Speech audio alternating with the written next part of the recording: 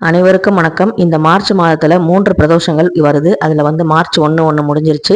அதுக்கப்புறம் இன்னைக்கு ஒரு பிரதோஷம், அதுக்கப்புறம் மார்ச் 30 தான் வந்து இன்னொரு பிரதோஷம் வருது.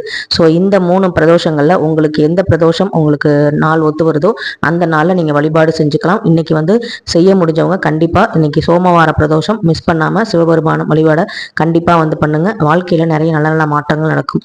இன்னைக்கு 4 to 6 தான் வந்து பார்த்தீங்கன்னா பிரதோஷ காலம். அந்த காலத்தில் நம்ம சிவன் கோவிலுக்கு சென்று அங்கே வந்து விளக்கு ஏற்றி வில்வம் வந்து சாத்தி அதுக்கப்புறம் அபிஷேகங்களுக்கு பொருட்கள்லாம் வாங்கி கொடுத்து நம்மளால முடிஞ்ச அளவுக்கு ஓம் நமச்சிவாயங்கிற மந்திரத்தை நம்மளால எவ்வளவு தூரம் சொல்ல முடியுமோ அவ்வளவு தூரம் சொல்லலாம். அது வந்து நம்ம பூஜைகளில் தான் உட்காந்து சொல்லணும்னு அவசியம் இல்லை. மனசார நம்ம நினைச்சுக்கிட்டே கூட நம்ம வேலையை வந்து பார்த்துக்கலாம். இன்னைக்கு வந்து பார்த்தீங்கன்னா யாரெல்லாம் வந்து சிவ வழிபாடு வீட்லையும் செய்வீங்க அப்படின்னு சொல்லுங்க.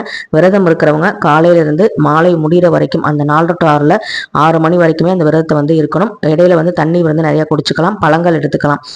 ஃபுல்லாக வந்து என்னால் விரதம் இருக்க முடியாதுங்கிறவங்க ஒருவேளை வந்து உணவு எடுத்துட்டு சிவபெருமானை நினச்சிட்டு மனசார உங்கள் வேண்டுதலை வைங்க. எல்லாமே நல்லபடியாக நடக்கும். இந்த சோமவார பிரதோஷத்தில் நான் வந்து வீட்டில் எப்படி வழிபாடு செய்வேங்கிற லாங் வீடியோ மதியம் வரும். கண்டிப்பாக பாருங்கள். ஓம் நம சிவாய.